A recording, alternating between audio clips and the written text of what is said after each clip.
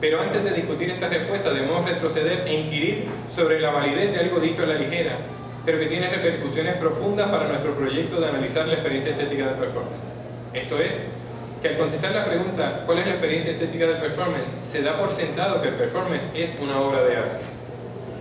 Pero esto contradice la contestación preliminar que di al decir que el performance, en su modo de darse originario, no es un gesto estético, un gesto artístico, disculpe. Por lo tanto, tenemos que considerar si realmente este objeto cultural compuesto de cuerpo y tiempo pertenece a la categoría arte. Nos hace falta una respuesta positiva, pero por más que lo intento no logro ver cómo catalogar al performance en su modo de darse originario, es decir, en su presentarse como arte. Al reflexionar sobre esta confusión, no puedo más que llegar a la conclusión de que ha sido solo un accidente histórico, una incomprensión del fenómeno cultural que es lo que ha llevado a este traspapelado del performance entre las artes. Mi conclusión se deriva de la caracterización que hago de la experiencia estética del performance como intersubjetividad visceral saturada.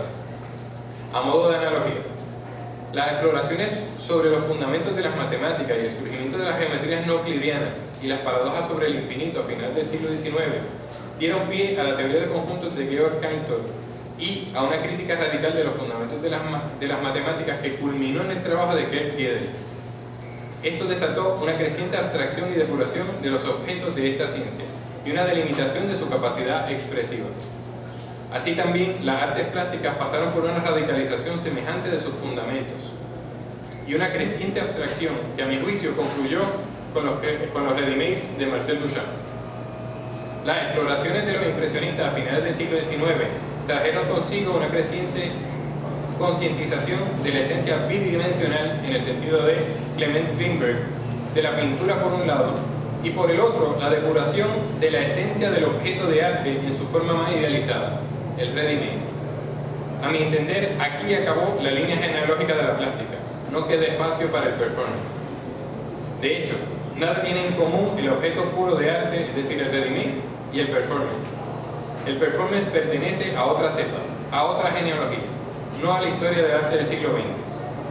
El performance es, desde mi interpretación, la conclusión abstracta y la depuración del objeto de investigación de los experimentos ético-sociales que comenzaron a finales del siglo XVIII con las luchas abolicionistas y el movimiento sufragista femenino.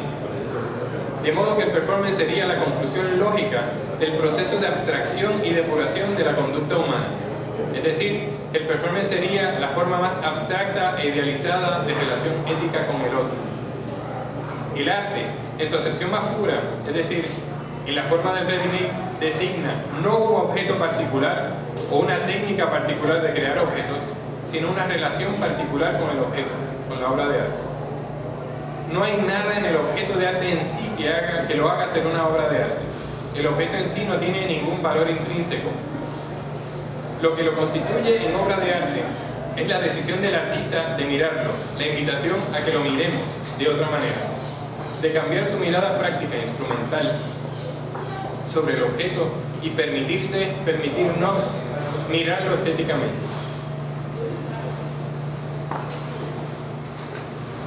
Mirar la fuente, el urinal de Duchamp, en un museo es formar parte de un experimento filosófico de desinterpretar un objeto de su sentido cotidiano y mirarlo como ojos nuevos, no como útil, es decir, como urinal, sino como un objeto que con cierta determinada forma. ¿Grito más?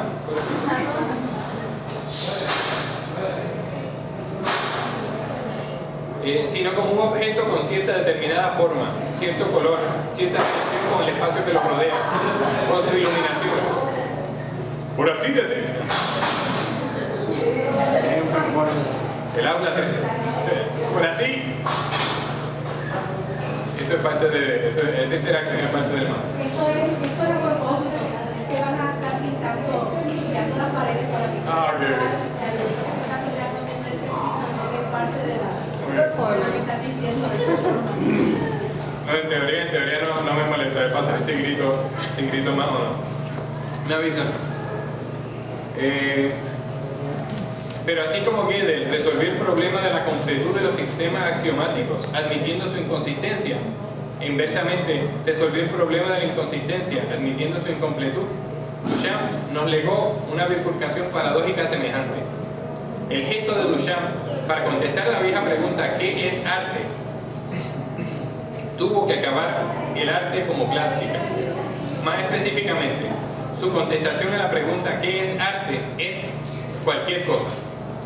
Si aceptamos su contestación, no tenemos pregunta. Y si no la aceptamos, no tenemos respuesta. Si aceptas la respuesta de Duchamp, tienes que admitir que cualquier cosa es arte y por lo tanto, la tradición estética que le da su sentido a la pregunta pierde toda validez como ámbito privilegiado de objetos. De perder la historia del arte, o más bien la colección de objetos que surgió de esa historia, su estatus privilegiado, se pierde también la necesidad de la pregunta que Duchamp contesta. Pero si no aceptamos la respuesta de Duchamp, entonces la pregunta queda irresuelta, porque no hay otra definición de arte que sea más exclusiva y que no conozca excepciones. De ser este el caso, al perder la respuesta perdemos la capacidad de juzgar qué es y qué no es arte. Y tenemos que concluir, coincidiendo involuntariamente con Duchamp, que el arte es cualquier cosa, porque no sabemos distinguirlo de todo lo demás. A esto tal vez es a lo que Duchamp se refería con metaironía.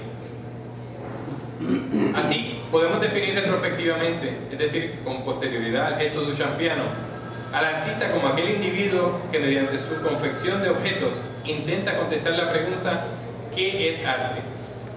De modo que nos debemos preguntar si esto define lo que hace un performero. Mi respuesta obviamente es negativa. Entonces, ¿qué pregunta intenta contestar el performero con su obra? La pregunta que el performero intenta contestar con su obra es ¿qué debo hacer? O más específicamente, ¿qué debo hacer ante el otro, con y para el otro? Es por esto que digo que el performance no le pertenece al arte del siglo XX, sino a la línea de experimentos éticos sociales que comenzaron con las luchas abolicionistas y el movimiento sufragista femenino. Estas luchas son el producto del proceso de aceptación del otro como otro yo, es decir, como alter ego. Es en relación a la pregunta ¿qué debo hacer con el otro? Que el abolicionista contesta liberarlo, que el sufragista contesta darle el voto, considerarla mi igual. Y es en relación a esta pregunta ¿qué debo hacer con, ante y para el otro? Que el performero, siendo su acto la destilación e idealización del acto ético en sentido originario, contesta cualquier cosa. ¿Cómo que cualquier cosa? ¿Cómo no ha de importar lo que haga tratándose de un acto ético? ¿No ha de ser un acto para ser ético, un acto de cierto tipo? Es ante estas preguntas que amenaza con venirse abajo mi interpretación del performance como acto ético puro, como experimento ético con y para el otro. Es aquí que podríamos cuestionar el propósito de un género de la ética que busca hacer cualquier cosa ante el otro. Incluso podríamos decir que se trata de una antiética. Este sería el caso solo si se confunde la ética con la prescriptividad moral. La ética no es prescriptiva, no dice qué debo hacer, simplemente da las razones para hacerlo. De modo que mientras no confundamos la ética con hacer lo correcto o hacer el bien, no tiene por qué afectarnos esta primera crítica. Podemos contestar que el performero puede hacer cualquier cosa, incluso violentar al otro y actuar éticamente sin caer en contradicción. Sin embargo, aunque la ética no es prescriptiva, sí se mueve, como dije, en el ámbito de las razones y de la justificación de los actos. Pero sí he dicho que el performance en su modo de darse originario, en su presentarse, se da como afectividad pre-reflexiva, es decir, pre-racional. Entonces no puedo hablar aquí de razones y por tanto cabría decir que no puedo hablar de ética. Es en este espacio de las razones donde se encuentra su segunda y más seria objeción. Es en este espacio de las razones donde encuentra su segunda y más seria objeción en interpretación del performance como ética experimental. Si lo que define a la ética es su capacidad de dar y buscar razones para la acción humana, parecería que la ética correspondería al segundo momento que he denominado el momento estético y reflexivo del performance. Pero he insistido en que el performance es un gesto ético justo en el momento de su presentarse y que este presentarse se da como afectividad refleja, automática e involuntaria. Reaccionamos ante el gesto del performance, no reflexionamos ante él, no pensamos. Esta reacción antecede toda racionalidad, toda justificación o valoración. Es un acto tomado en un momento de pura afección emotiva. Es un gesto ético puro. Podría comentarse que al depurar así el acto ético, al limitarlo temporalmente, sobre todo del momento de la afección prereflexiva. No estoy hablando de ética propiamente, sino de protoética. La salida de este entuerto la encontramos si miramos más detenidamente el modo del darse del acto ético, su acontecer.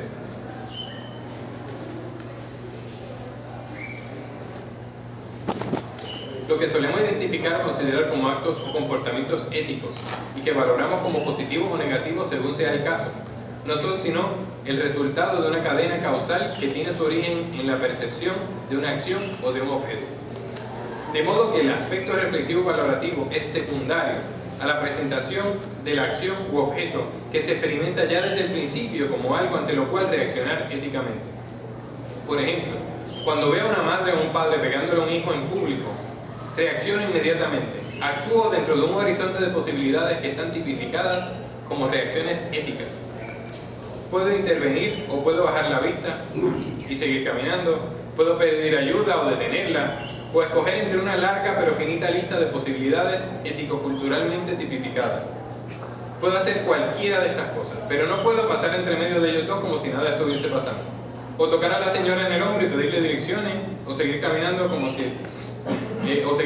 sin que mi cuerpo me exija una reacción ética, la que sea. La razón por la cual pasa esto es porque el gesto de pegarle a un niño es un gesto ético en sí mismo.